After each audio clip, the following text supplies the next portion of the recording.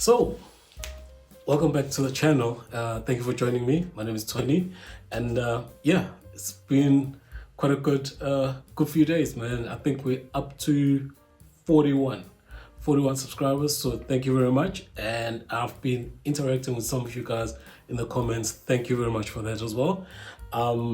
So yeah, man, we've got our World Cup squad. We've got our World Cup squad, man, including and Pollard as the subscribers. So yeah, we like Jacques' wet dream, all right. But thank you very much, man. So first things first, please do hit the like if you enjoying the content. I'm trying to do more of these, and let's get to it, man.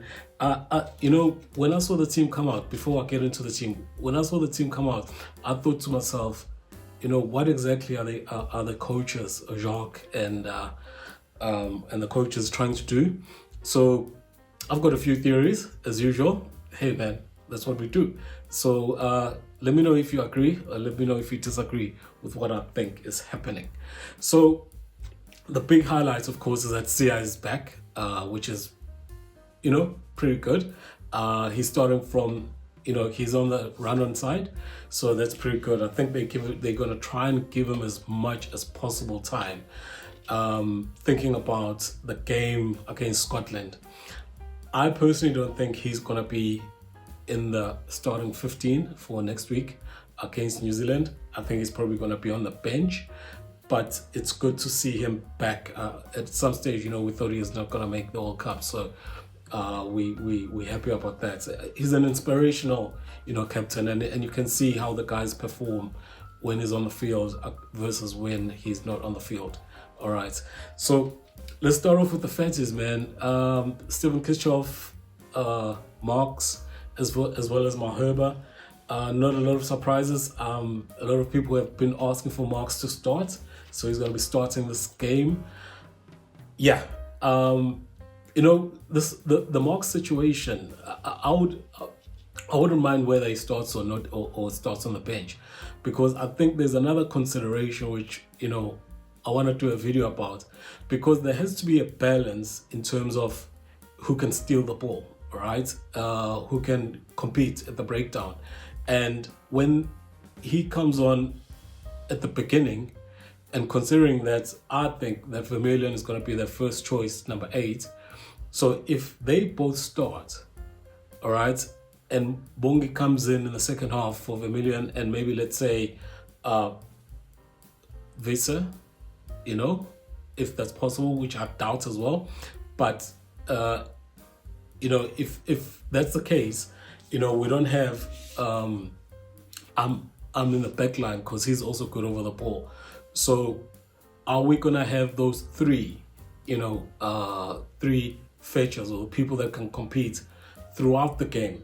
We can't just leave one, like maybe let's say Kwach or something like that in the back end of the game. So that's another thing that we need to consider. But I'll do a video on that, because I think it goes into the coaches' thoughts, how they're gonna set that up. That's especially that part of the game. Remember, we're playing Scotland, and they sort of play this fast game like the New Zealand guys. And if you remember that first 20 minutes, the game that we lost against New Zealand away, we were actually beaten by speed in those first 20 minutes. I think New Zealand was playing so fast. Similar with what happened when New Zealand was playing Argentina away. They were beaten by speed, in that first half as well. So I think it's starting to play, in terms of the how do you mix and match, and when do the guys come on, who should start. Because between Bongi and Marks is better, let's say, but by not much. So yeah, we're gonna have to see about that. Going into the second row, we've got Jean Klein as well as Archer. On that one, I think they're just giving Archer more game time. He's gonna be on the bench. He's part of the original bomb squad, and I think that's the role that they're gonna give him, especially against the big games. I wouldn't be surprised next week he's on the bench. Next week, I actually expect that Marvin Ori as well as Estabeth are going to start. I think that's the combination they're going to start with Archer on the bench to give that impetus, in the second half. The loose forward, I've spoken about Sia. and we're just gonna have to see how it goes, man. You know, coming back from an injury, sometimes I know he mentioned that he's not thinking about the injury anymore. He's going into contact, you know, as brave as he can. So let's see how it goes. We've got Vista as the eighth man. I'm not really sure. He's not. You know, he's sort of like, you know, one of those enigma players. You know, when you see him play overseas, you know, for his team, he like bulldozes those guys, man. I don't know if the English guys are like weak tacklers or whatever, but he just like runs over them. So, but he hasn't like really had that, you know, impact game, you know, like that man of the match type of game for the Springboks. And of course, you know, when you compare him to Dwayne, you know, they both, you know, crashers, but Dwayne can go over the ball as well, and we haven't seen that from him. So let's see how it goes. I'm not really sure he's going to be the starting eight. So yeah, willing to be proven wrong. Peter Steph, he's still trying to get into terms. A lot of guys say, you know, since he's been to Japan, he hasn't been the same. I agree. You know, he hasn't been the same. So let's see if he can get up to speed. Because between him and Mostert, I would choose Peter Steph as a starting seven. Because Mostert is sort of like off color a bit.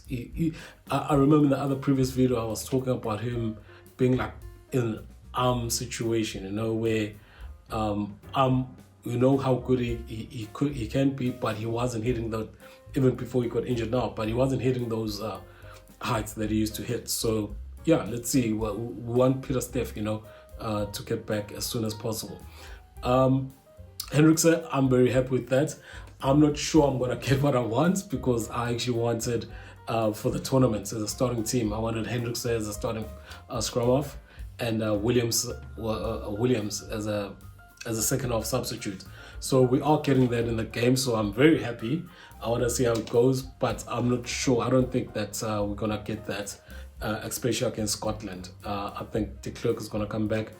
As I said before, I think he's just gonna be, he has to be there because of the backup kicking, you know, because if Libbok doesn't do well, then it's gonna be between him and why do I always Chelsen? Yeah, it's between him and Chelsen to actually pick up the slack if Libbok is having a bad day at the post. So yeah, so next it's Libbok.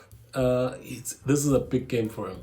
This is a big game for him because I think the coaches, they don't have a choice. They have to trust him, but I don't think they fully sold on him. I think, you know, for the big game, remember against New Zealand, they chose Willemse at fly half. And Willemse, man, that guy doesn't pass, bro. You know, he's more of a, you know, light-footed, you know, and goes into contact. So we need Libbok to come right. We need Libbok to produce, you know, some of the form that he shows for the Stormers. Maybe they should give Dobson, you know, Dobo a call and ask him, hey, what do you give this guy, you know? So it's a big one. It's a big one for him. And yeah, I hope he does well and he controls the game. The centre pairing, you know, is the one that was going to be chosen. I think that's the combination that they need to give as much time to. I can see those guys playing again next week, no matter what happens, even if they have a shit game. But I can see them playing next week as well, because that's what we have, man. I don't think DLN is going to be usurped with by Esterhuizen. So yeah, it's going to be DLN and Krill. Kenan Moody, he's taking his chances. I think he's going to be in the first team. But now, I think they chose him for this game and for next week's game. I'm sure he's going to be there because they need to get that the back three working together and actually you know, combining.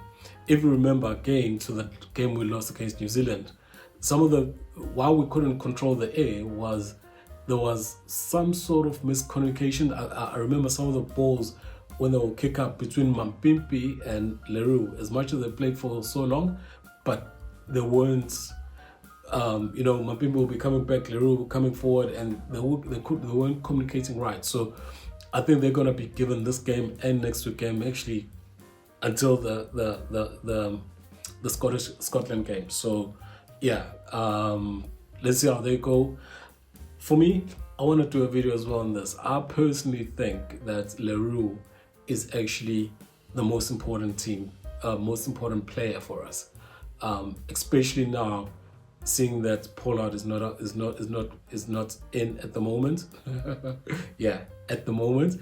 So I think that Leroux, in terms of organizing the attack, and just helping out Libok. Next in line is Willemse, and I'm not really sure that he's got that authority and knowledge and experience to actually assist Libok at that level to shine. So yeah, so that's the starting team. On the bench, we've got, let me be honest, guys. In terms of the fetish, bro, like, you can swap out Kitchoff, Marks, and Mahurba, and you can swap them out for Nche, Bongi, and Bongi and Kok. So you can swap those guys out, man. You won't lose any impetus. It's not gonna be like a big step down, So yeah, there's not much to talk about there. But in terms of the cover, I see Mostert is going to be covering the lock, and that's why I think that Marvin Ori is going to be actually playing next week, because they're trying to get Mostert up to speed to cover the lock and the loose forward, all right, to play the role that he played last World Cup. And then I think Marco van Staden. Personally, I think Marco van Staden is going to be starting next week. Yeah, personally, I think he's going to be starting next week, where Kolisi is going to be starting off the bench, just to ease him back in. It's a harder game. Sorry to say Welsh, it's a harder game. So, and Williams is there, and of course Willemse is there. Dwayne as well is there. I think, I've been saying he's going to be the starting 8. So yeah, they're just managing his game time now and making sure that he's ready next week, and especially for the game against Scotland. And in actual fact, it's kind of interesting. I don't know if Rassi or the guys did this on purpose to play New Zealand and then play Scotland. I think everyone knows. New Zealand is much more is better at this current juncture than Scotland, but they play a similar game. They'll throw the ball around and make you run around and have Mahobe tired in the 15 minutes or something like that. But it's interesting that they chose that game as the last game leading into the World Cup, where the first game is Scotland. So it's similar playing styles, running rugby. Yeah, that was a good choice. So the Welsh game, what do I think? What do I think is going to happen? I saw the Welsh game, they released it earlier on today. There's a lot of debut guys, I think, on the bench. There's a few caps, going in there. I think it's still, I know George North is not there, so it's still a little bit experimental type of thing. Halfpenny is not there, and all those guys. Still a little bit experimental, but I personally think, looking at the team and looking at what they produced last week, the Welsh against the English, man, that first half was crap, right? That was like the same. They were playing the same game that they played against us in the semi-finals in 2019. So I think we've evolved much better than them, and I think at the present moment, even with this team, I think we're at least 20 points ahead of them, and 20 points ahead of their development. Even with Den Bigger, and with Den Bigger there, man, there's gonna be up and unders and a lot of kicking and a lot of controlling of the game. So I'm looking forward to it. In terms of have the Springboks developed a game well enough to trust it, right? To trust it to go pound for pound against Wales and say, okay, Wales, you guys can play the game that we used to play, but we've got this new way of playing, and we want to beat you with that without reverting back to how we won the World Cup. So that's I'm looking forward to it. And yeah, man, that's it for me. I think this game is more about the combinations, all right? The combinations. You're starting to see the bench the bomb squad come together. I feel Williams is going to be there even in the big games. So he's being put there to give that impetus, in the second half, all right, to give him experience in that role. I think Willemse, of course, is going to be on the bench as well. That's if, of course, Lubok, please, brother, he plays well. So, yeah, man, it's going to be an exciting game, and let's look out for that. Like I say, I'm putting 20 points on them, and let's hope Sia comes off well. And yeah. But anyway, thank you for the support. Let's connect, man, in the comments, and please do like the video. Please do subscribe. It really helps, and I appreciate all the support that I've gotten so far. Another video will be coming up tomorrow. Thank you.